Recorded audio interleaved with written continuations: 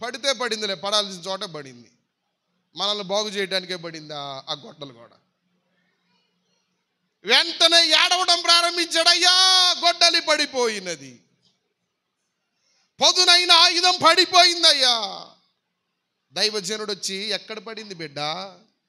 ఇక్కడ పడిందయ్యా. లేత కొమ్మ ఒకటి నరికి అక్కడ వేయగానే గొడ్డలి ఏమైంది చెప్పండి? గొడ్డలి ఏమైంది చెప్పండి? చెప్పాలి. గొడ్డలి పైకి తేలింది. యొర్దానులో నుండి ఏం జ్ఞాపకం చేసుకుంటున్నారు కోరహు కుమారులు అంటే, అయ్యా అక్కడున్నప్పుడు కృప పొందేవాళ్ళం అయ్యా, సియోను గుడారంలో ఆత్మను పొందామయ్యా, అభిషేకము పొందామయ్యా, కృపకు పాత్రులమయ్యామయ్యా, కీర్తనల మీద కీర్తనలు పాడేవాళ్ళమయ్యా, సన్నిధిని అనుభవించి అనేక మందిని బలపరిచేవాళ్ళం అయ్యా. ఇప్పుడు ఆ కృప ఇక్కడ వాడబడటం అరణ్యంలో జ్ఞాపకం చేసుకుంటున్నాం. ఒక రోజున ఎలీషా శిష్యుడు గొడ్డలని పోగొట్టుకుంటే ఆ గొడ్డలి నుండి మరలా దాన్ని తిరిగి ఇచ్చావు కదయ్యా, మాకు ఏ కృప అయితే ఉందో ఈ అరణ్యములో ఆ కృపను పోగొట్టొద్దయ్యా, ఆ కృపను తీసుకోవద్దయ్యా, ఆ కృపను పొదును పెట్టయ్యా, ఆ కృప మరింత సాధన చేయబడాయిలయ్యా, కృప నుండి అధిక కృపకు, అభిషేకము నుండి అధిక అభిషేకమునకు మేము ఈ అరణ్యములో పొందాలయ్యా అని కోరహు కుమారుల యొర్దాను నుండి దేవుణ్ణి జ్ఞాపకం చేసుకుంటున్నారు.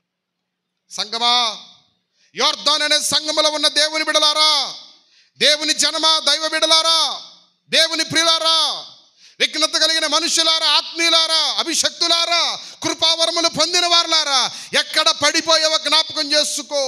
ఎక్కడ నీ బలం పోగొట్టుకున్నావో, ఎక్కడ నీ శక్తి పోగొట్టుకున్నావో, ఎక్కడ నీ ఆత్మను పోగొట్టుకున్నావో, ఎక్కడ నీ అభిషేకం పోగొట్టుకున్నావో, ఎక్కడ నీవు దేవుని సన్నిధిలో నడిపించే ఆత్మను పోగొట్టుకున్నావో, దాన్ని ఎక్కడికి వెళ్ళి వెదిగితే దొరుకుతుందంటే యొర్దాను అనే సంఘమునకు వెళ్ళి వెదిగితే దొరుకుతుంది.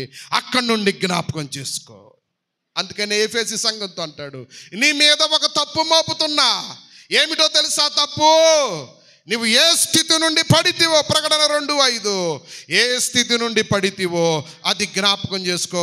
ఎక్కడ పడిపోయావు? కృపావరంలో పడిపోయావా? అభిషేకంలో పడిపోయావా? ఆత్మలో పడిపోయావా? దేవునికి ఇచ్చే విషయంలో పడిపోయావా? దేవుని సన్నిధికి రావడంలో పడిపోయావా? పాపములో, దుర్నీతిలో, శరీర కార్యములో, చెడుగులో పడిపోయిన మానవుడా, యొర్దాను నుండి ప్రభు నిన్ను జ్ఞాపకం చేసుకోవాలని కోరుకుంటున్నాడు.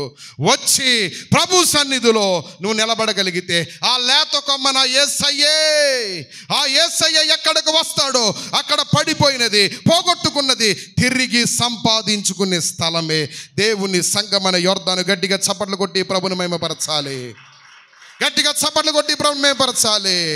ఎలీషా శిష్యుడు పోగొట్టుకున్నది తిరిగి పొందుకున్నట్లుగా దేవుని సంఘములో ఏ కృప పోగొట్టుకున్నావో, ఏ ఆత్మ పోగొట్టుకున్నావో, మరలా దేవుని దగ్గరికి రాగలిగితే కోల్పోయిన దాన్ని తిరిగిస్తాడు.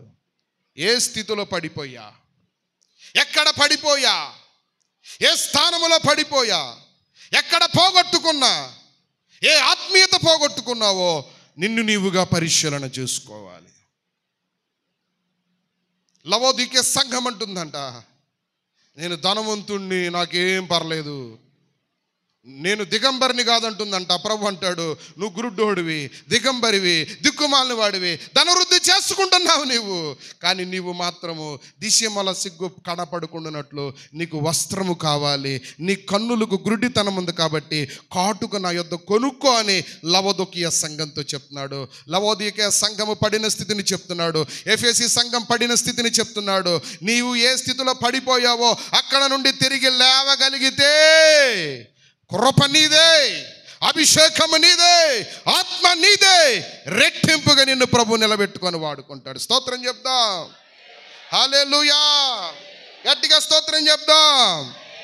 ఆఖరి మాట ఆ యొర్దానులో నుండి ఏం జ్ఞాపకం చేసుకున్నారంటే 2వ రాజుల గ్రంథము 2వ అధ్యాయము 7వ వచనం నుండి 11వ వచనం వరకు మీరు చదివితే అక్కడ ఒక విషయం రాయబడుతుంది.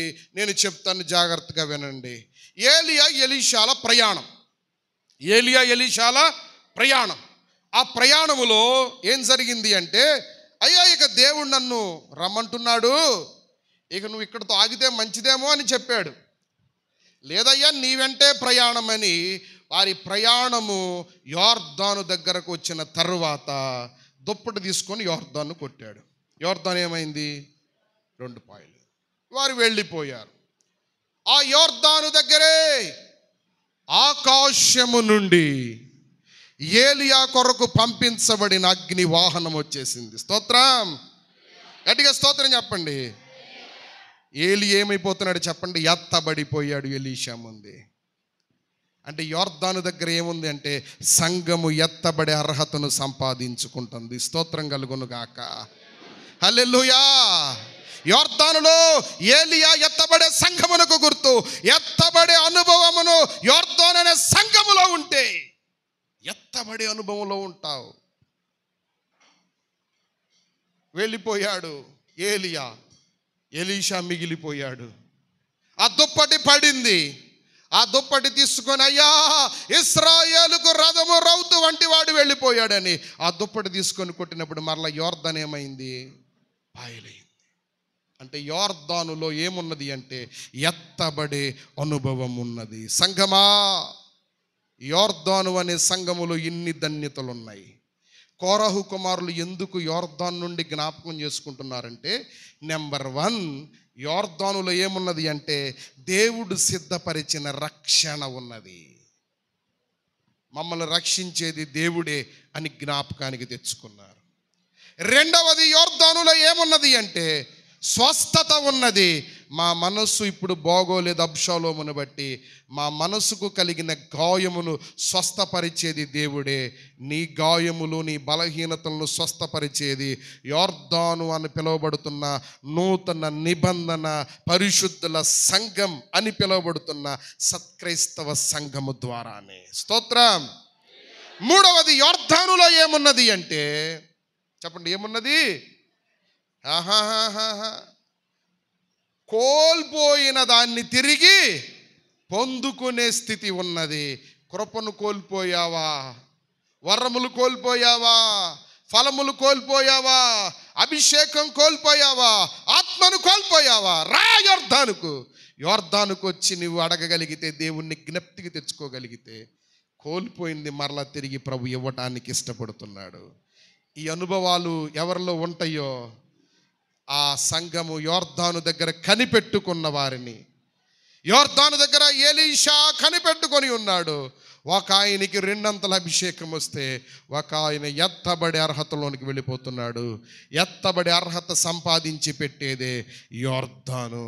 ఇప్పుడు వారు జ్ఞప్తికి తెచ్చుకుంటుంది ఏంటంటే, అయ్యా ఇక్కడికి వచ్చి నువ్వు పిలిచి మమ్మల్ని ఎత్తబడే స్థాయికి తీసుకువెళ్ళినా సిద్ధమే, లేకపోతే దుప్పటబడి 200 అభిషేకం వచ్చినా సిద్ధమేనయ్యా అని వాళ్ళు జ్ఞాపకం చేసుకుంటున్నారు.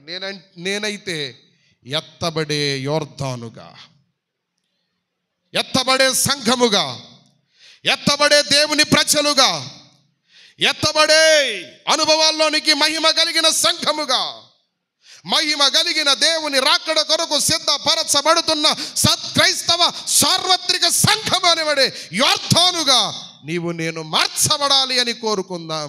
ఇప్పుడు చెప్పండి, ప్రాణంతో చెప్పుకుంటున్నారు, వెయిట్, యోర్దాన్లో నుండి ఇన్ని జరిగినాయి, ఇక్కడ నుండి ఆయన్ని జ్ఞాపకం చేసుకో. స్తోత్రం చెప్దామా? హల్లెలూయా, హల్లెలూయా. ఈ సందేశమును నా ప్రభువు మీ యొక్క ఆత్మలకు ఆశీర్వాదకరంగా మార్చి ఎత్తబడే అర్హతను సంపాదించి మీకు ఆయన రాకడలో మనందరం కలుసుకునే భాగ్యమును ప్రభు అనుగ్రహించును గాక. ఆమేన్.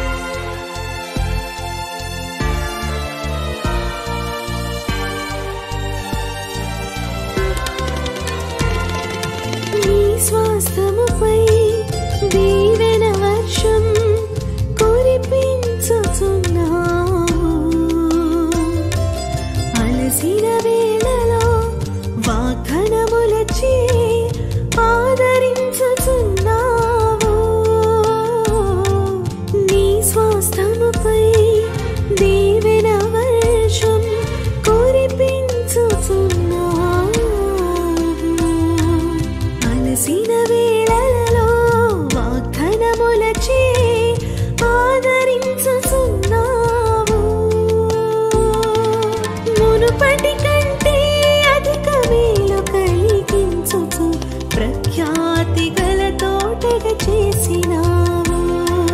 మునుపటి కంటే అధిక మేలు కలిగించుచు ప్రఖ్యాతిగలతో తెగ చేసినావు.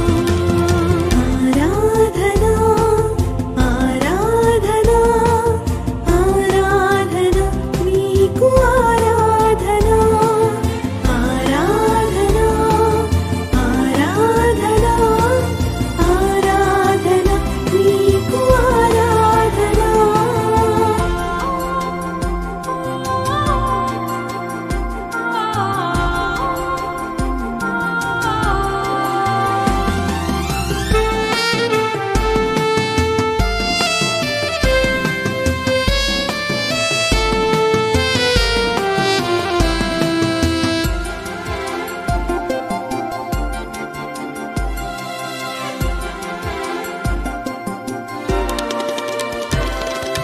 నారాజగు నీ గమనము చూచిన వారందరూ నీ కీర్తిని వివరించుచు కృతజ్ఞతతో సాగిదరు.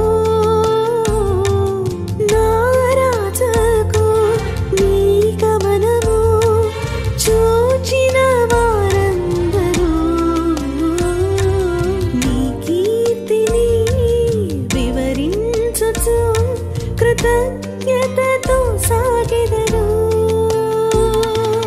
మరణము తప్పించి పూర్ణ రక్షణ కలిగించుచు కాపరివై నా ముందు నడచినావు. మరణము తప్పించి పూర్ణ రక్షణ కలిగించుచు కాపరివై నా ముందు నడచినావు. ఆరాధనా ఆరాధనా ఆరాధన నీకు ఆరాధనా ఆరాధనా ఆరాధనా ఆరాధన నీకు ఆరాధనా ఆరాధనా ఆరాధనా ఆరాధన నీకు ఆరాధనా ఆరాధనా ఆరాధనా ఆరాధన నీకు ఆరాధనా.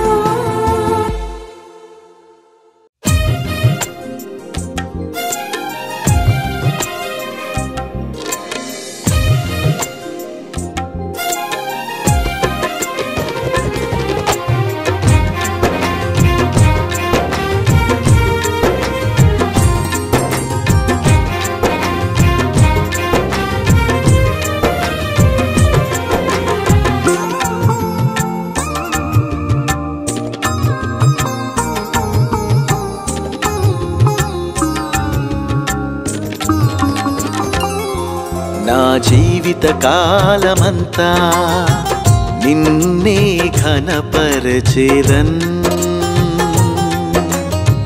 నీ మేలులను తలపోయుచు నీ క్రియలను నేను ధ్యానించుచు. నీ కృపయే శాశ్వతం, నీవే నా బలం.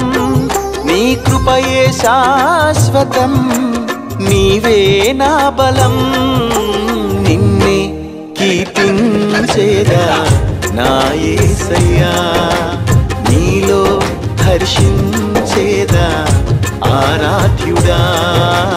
నిన్నే కీర్తించేదా నా యేసయ్యా, నీలో హర్షించేదా ఆరాధ్యుడా.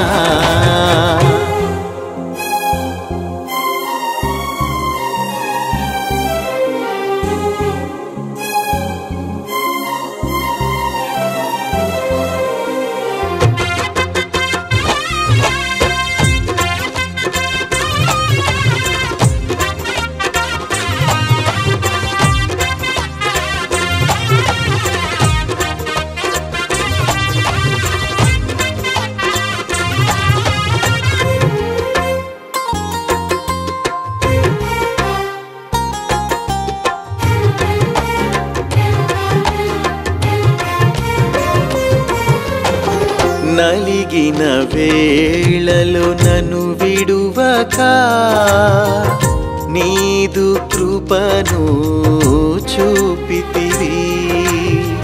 నీదురాని నిశీధిలో నీవే నా ధైర్యమైతివి. నలిగిన వేళలో నన్ను విడువక నీదు కృపను చూపితివి. నీదురాని నిశీధిలో నీవే నా ధైర్యమైతివి. మమతలు నిండిన రూపమై వెలుగులు చిందే దీపమై నడిపించుచున్నావు నీ నీతి మార్గములో.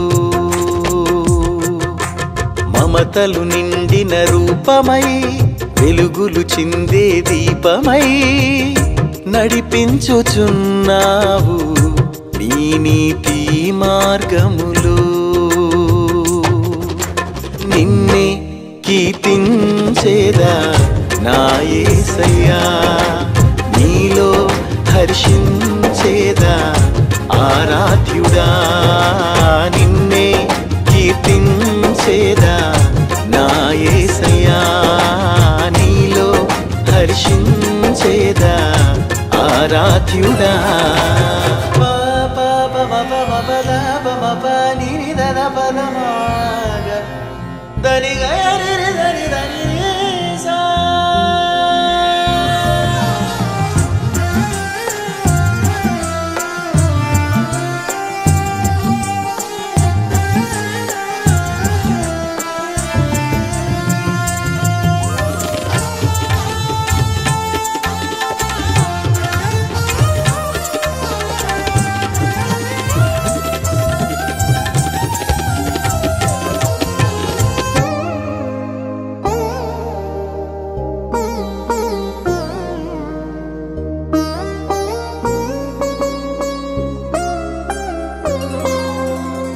చీకటి ఛాయలు తొలగించి సిలువ నీడలో నన్ను దాచితివి. చెదరిన మనసును స్థిరపరచి చెలిమిని పంచిన స్నేహితుడా. చీకటి ఛాయలు తొలగించి సిలువ నీడలో నన్ను దాచితివి. చెదరిన మనసును స్థిరపరచి చెలిమిని పంచిన స్నేహితుడా. ప్రాణం పెట్టిన కాపరివై పరముకు చేర్చే సారథివై నడిపించుచున్నావు నీ జీవ మార్గములో. ప్రాణం పెట్టిన కాపరివై పరముకు చేర్చే సారథివై నడిపించుచున్నావు నీ జీవ మార్గములో. నిన్నే కీర్తించేదా నా యేసయ్యా, నీలో హర్షించేదా ఆరాధ్యుడా. నిన్నే కీర్తించేదా నా యేసయ్యా, నీలో హర్షించేదా ఆరాధ్యుడా.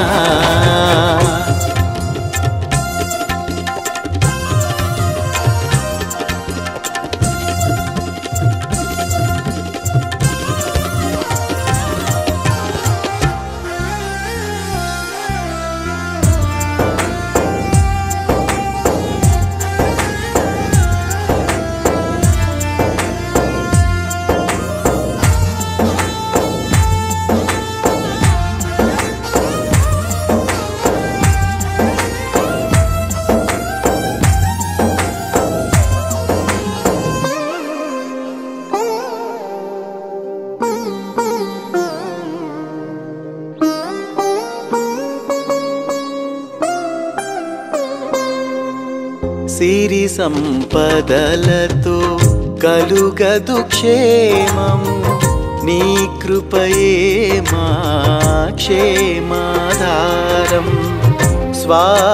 స్వార్థమెరుగని లాభం కోరని నీ ప్రేమయే నాకు జీవము సిరి సంపదలతో కలుగదు క్షేమము నీ కృపయే మా క్షేమాధారం స్వార్థమెరుగని లాభం కోరని నీ ప్రేమయే నాకు జీవము మార్గము సత్యము జీవమై నిరతము కాచే దైవమై నడిపించుచున్నావు నిత్య సియోనుకు మార్గము సత్యము జీవమై నిరతము కాచే దైవమై నడిపించుచున్నావు నిత్య సియోనుకు నిన్నే కీర్తించేదా నా యేసయ్యా నీలో హర్షించేదా ఆరాధ్యుడా నిన్నే కీర్తించేదా నా యేసయ్యా నీలో హర్షించేదా ఆరాధ్యుడా జీవిత కాలమంతా నిన్నే ఘనపరచెదన్ నీ మేలులను తలపోయుచు నీ క్రియలను నేను ధ్యానించుచు నీ కృపయే శాశ్వతం నీవే నా బలం నీ కృపయే శాశ్వతం నీవే నా బలం నిన్నే కీర్తించేదా నా యేసయ్యా నీలో హర్షించేదా ఆరాధ్యుడా నిన్నే కీర్తించేదా నా యేసయ్యా నీలో హర్షించేదా ఆరాధ్యుడా